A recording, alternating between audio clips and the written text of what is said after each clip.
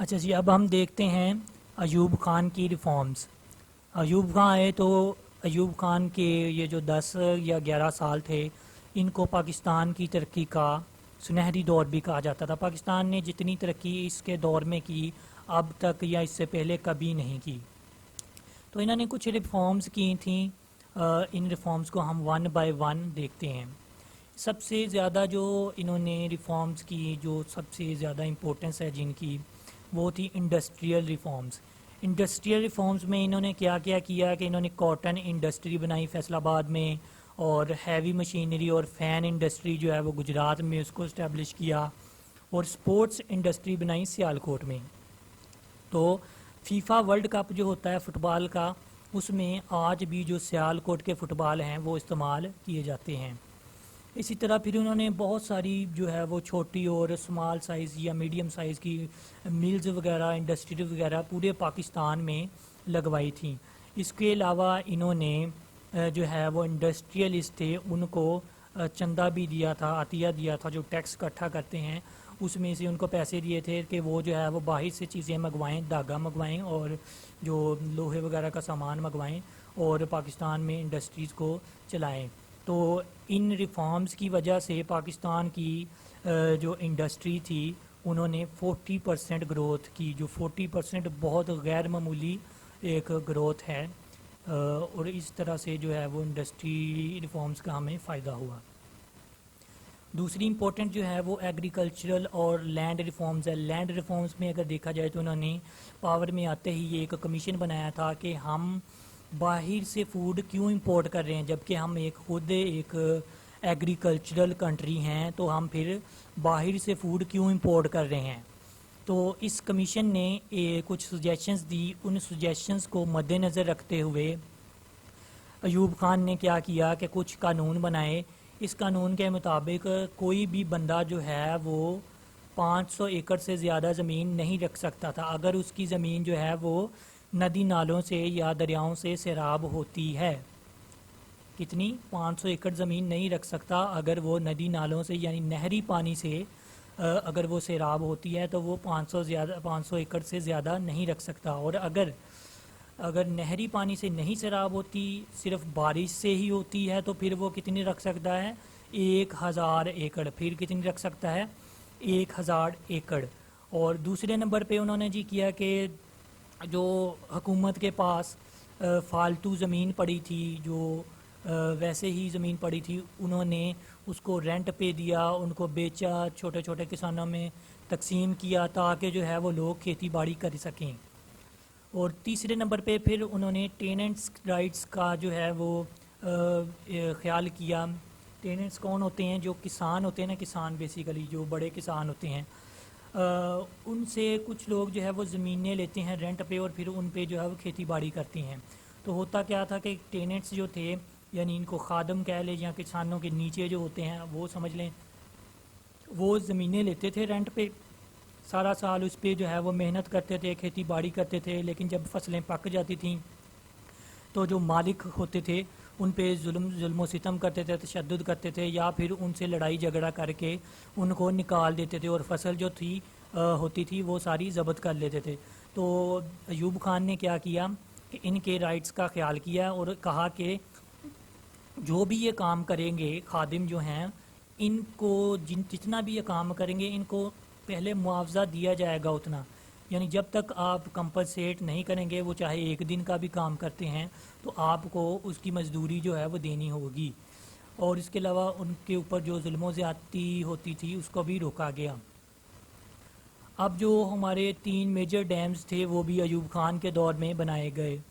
اس کے علاوہ جو ہے وہ ہائی ییلڈنگ سیڈز یعنی آرٹیفیشل سیڈز استعمال کیے گئے، جس سے ہماری پیداوار جو ہے وہ بڑھی۔ اسی طرح ہم نے فرٹیلائزرز اور پیسٹیسائڈز کو یوز کیا تاکہ پیداوار بڑھ سکے۔ تو یہ جو سارا پیریڈ تھا، جو ایگریکلچرل اور لینڈ ریفارمز کا پیریڈ تھا، اس کو گرین ریولوشن پیریڈ کے نام سے بھی جانا جاتا ہے، کیونکہ یہ بہت زیادہ کام ہوا تھا۔ تو ہماری ایگریکلچرل انڈسٹری نے 15% گروتھ کی اس ریفارمز کی وجہ سے۔ اس کے بعد آ جاتی ہیں ہماری اکانومک ریفارمز. اکانومی کے لیے انہوں نے کیا کیا جی, ایک کارپوریشن بنائی, پاکستان انڈسٹریل ڈیولپمنٹ کارپوریشن.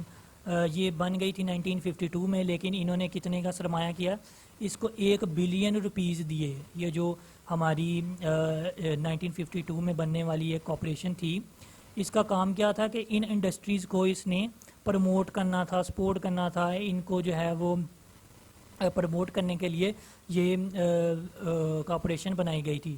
تو ایوب خان نے کیا کیا, ان کو 1 بلین روپیز دیے تاکہ یہ انڈسٹریز جو ہیں ہماری گرو کر سکیں. یہ heavy industry, heavy engineering, shoe industry, paper industry, sugar industry, cement industry اور فرٹیلائزرز انڈسٹری.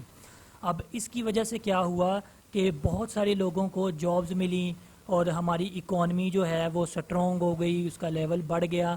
اور ہماری جو پر کیپٹل انکم ہے, یہاں پہ پر آئے گا, پر کیپٹل انکم جو ہے وہ ایشیا کی تمام کنٹریز کی نسبت سب سے پہلے نمبر پہ آ گئی. پر کیپٹل انکم کیا ہوتی ہے کہ پاکستان کے جتنے بھی لوگ ہیں ان کی ایوریج انکم جو تھی وہ سب سے زیادہ ہو گئی, ایشیا کے تمام کنٹریز سے زیادہ ہو گئی. تو اکانومک حوالے سے ہم دیکھیں تو اکانومک حوالے سے ہم نے کیا ترقی کی, نیشنل انکم 30% تک بڑھ گئی. ایکسپورٹس جو تھے, ہم چیزیں باہر بھیجنے لگ گئے, اپنی یہاں سے بنا کے باہر بھیجنے لگ گئے چیزیں. اور جو انڈسٹریل گروتھ تھی یہ 40% ہوئی, اور ایگریکلچر گروتھ تھی وہ 15% ہوئی. نیکسٹ دیکھتے ہیں ہم ایجوکیشنل ریفارمز. ایجوکیشنل کے لیے بھی انہوں نے ایک کمیشن بنایا. اس کمیشن نے کچھ سجیشنز دیں اور ایجوکیشن کی امپورٹنس کو سمجھا, اور پھر امپورٹنس کو مد نظر رکھتے ہوئے کچھ سٹیپس لیے گئے. کیا سٹیپس لیے گئے کہ پرائمری اور سیکنڈری ایجوکیشن کو دور دراز کے علاقوں تک پھیلایا گیا اور فری کیا گیا تاکہ زیادہ سے زیادہ لوگ ایجوکیشن حاصل کر سکیں. نیو کریکولم انٹروڈیوس کروایا گیا, نیا سلیبس بنایا گیا, سلیبس ریوائز کیا گیا. اس کے علاوہ جو ہے وہ نئی بلڈنگز بنائی گئیں, نئے اسکولز, نئی یونیورسٹیز, نئے کالجز بنائے گئے. اور تیسرے نمبر پہ ٹیکنیکل ایجوکیشن جو تھی اس کو پروموٹ کیا گیا, یا جو کمپیوٹر وغیرہ کی ایجوکیشن تھی اور انجینئرنگ وغیرہ, یعنی اس طرح کے ٹیکنیکل ڈپارٹمنٹس کو پروموٹ کیا گیا. یونیورسٹی ڈگری کورسز یعنی نئے نئے کورسز انٹروڈیوس کروائے گئے, جیسے یہ کیمسٹری ہے, پاکستان اسٹڈیز ہے, تو اس طرح کے کئی اور کورسز تھے جو انٹروڈیوس کروائے گئے. اور پھر سائنٹیفک ایجوکیشن کو پروموٹ کیا گیا, مطلب یہ جو اسکول, کالجز, یونیورسٹیز ہیں ان میں سائنٹیفک لیبز بنائی گئی جس میں ہم ایکسپیریمنٹس وغیرہ کرتے ہیں. تو اس طرح سے یہ جو ہے وہ سائنٹیفک ایجوکیشن کو پروموٹ کیا گیا. سول ڈیفنس ٹریننگ, اس کا پتہ نہیں, یہ بھی بہرحال پروموٹ کیا گیا. اس کے علاوہ جو ہے وہ سوشل ریفارمز کی گئیں. سوشل ریفارمز کا کیا مطلب ہے کہ اس سے اس میں جو ہے وہ مسلم فیملی لاز کو انٹروڈیوس کروایا گیا, اور ان لاز کی وجہ سے خواتین کو بہت فائدہ ہوا. 1956 میں مسلم فیملی لا کو انٹروڈیوس کروایا گیا, یعنی جو بھی بندہ شادی کرے گا اس کو شادی رجسٹر کروانی ہوگی, اور اس لا کے تحت جو مولوی تھا اس کو رجسٹرار قرار دیا گیا, یعنی وہ شادیوں کو رجسٹر کر سکے گا مولوی جو ہوگا. اور اسی طرح اس میں یہ کہا گیا کہ اگر کوئی بندہ دوسری شادی کرنا چاہتا ہے تو اس کو اپنی پہلی بیوی سے پرمیشن لینی پڑے گی. اگر پہلی بیوی پرمیشن دے دے گی تو شادی ہو جائے گی, اگر نہیں دے گی تو شادی نہیں ہوگی. اور جو نیکسٹ پوائنٹ ہے اس میں یہ بتایا گیا کہ اگر کوئی بندہ دوسری شادی کرنا چاہتا ہے تو پہلی بیوی اور اپنے بچوں کی کفالت بھی کرنی ہوگی اس کو. اگر وہ نہیں کر سکتا تو پھر دوسری شادی نہیں ہو سکتی. اسی طرح پھر انہوں نے آربیٹریشن کونسل بھی قائم کی جس میں میاں بیوی کے جو چھوٹے موٹے جھگڑے ہوتے رہے ڈیلی کے ان کو سیٹل کیا جاتا تھا. تو ان ریفارمز کی وجہ سے خواتین کو بہت فائدہ ہوا. نیکسٹ ہے ڈیموکریٹک ریفارمز. ان ریفارمز کی وجہ سے صرف صدر ایوب خان کو ہی فائدہ ہوا. تو انہوں نے کیا کیا کہ بیسک ڈیموکریسیز سسٹم کو انٹروڈیوس کروایا. اب ڈیموکریسیز میں کیا ہوتا ہے کہ لوگ جو ہوتے ہیں تمام, یعنی نیشن پاکستان کے جو لوگ ہوں گے وہ ڈائریکٹ سلیکٹ کرتے ہیں پریزیڈنٹ کو. ڈیموکریسی کی بات کر رہا ہوں, بیسک ڈیموکریسی کی نہیں. ڈیموکریسی میں کیا ہوتا ہے کہ پیپل جو ہوتے ہیں، لوگ ہوتے ہیں، وہ ڈائریکٹ پریزیڈنٹ کو سلیکٹ کرتے ہیں، لیکن انہوں نے بیسک ڈیموکریسیز کا سسٹم انٹروڈیوس کروایا. کیوں؟ کیونکہ یہ سمجھتے تھے کہ پاکستان کے لوگ ابھی میچور نہیں ہیں. تو اس نے کیا کہا کہ لوگ جو ہے وہ ڈائریکٹ مجھے نہیں، پریزیڈنٹ کو نہیں سلیکٹ کریں گے، تو یہ کس کو سلیکٹ کریں گے؟ اپنے یونین کونسل کے نمائندوں کو. یعنی اس طرح پھر 1000 لوگ مل کے اپنا ایک یونین کونسل کا نمائندہ سلیکٹ کریں گے. تو اسی طرح ایک ایک کرتے کرتے یہ 80,000 نمائندے ہو گئے، بعد میں یہ 1,00,000 نمائندہ ہو گیا تھا. اب یہ جو نمائندے ہیں مل کے کس کو سلیکٹ کریں گے؟ اپنے تحصیل کونسل کے نمائندے کو سلیکٹ کریں گے. اور یہ تحصیل کونسل کے نمائندے کس کو سلیکٹ کریں گے؟ ڈسٹرکٹ کونسل کے نمائندے کے. اور یہ ڈسٹرکٹ کونسل کے نمائندے کس کو سلیکٹ کریں گے؟ اپنے صوبائی کونسل یا پھر پروونشل کونسل کے نمائندے کو. اور یہ پروونشل کونسل کے نمائندے جو ہیں وہ پھر پریزیڈنٹ کو سلیکٹ کریں گے. یعنی یہ یہاں پہ 4 سٹیپس میں یہ اس نے ڈیوائیڈ کر دیا اس کو. 4 سٹیپس کے تھرو جو ہے وہ کیا نام ہے ہمارا الیکشن سسٹم 4 سٹیپس کے تھرو کر دیا. پہلے کیا تھا؟ ڈائریکٹ پیپل جو ہے وہ پریزیڈنٹ کو سلیکٹ کرتے ہیں، لیکن یہاں پہ کیا کیا گیا؟ یہاں پہ لوگ سلیکٹ کریں گے یونین کونسل کے نمائندے کو، اور یہ پھر آگے، یہ پھر آگے، اور یہ پھر آگے، اسی طرح کر کے پریزیڈنٹ. تو پھر 1965 میں جو الیکشنز ہوئے تھے، فاطمہ جناح کے خلاف الیکشن تھا ان کا، تو یہ جو ہے وہ الیکشن جیت گئے. کیوں جیت گئے؟ کیونکہ الیکشن ایسے ہوا تھا. ڈائریکٹ ہوتا تو یہ ڈیفینیٹلی ہار جاتے.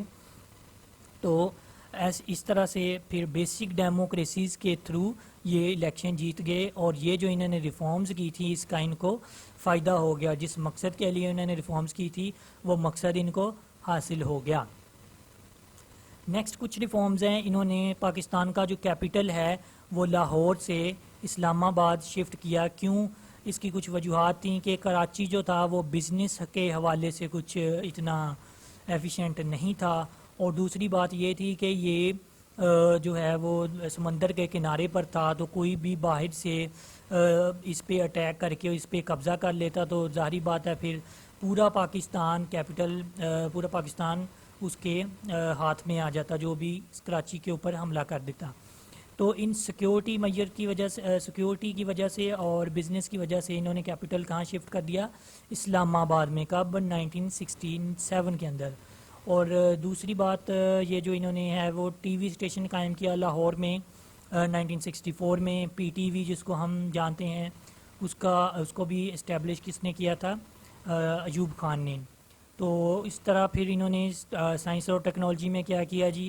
اسپیس سائنس کی ریسرچ کے لیے، یعنی اوپر جو خلا ہے اس کی ریسرچ کے لیے ایک البدر کے نام سے سیٹلائٹ بھی بھیجی. پہلی سیٹلائٹ جو بھیجی تھی وہ بھی انہوں نے بھیجی تھی. تو یہ تھیں ایوب خان کی ریفارمز.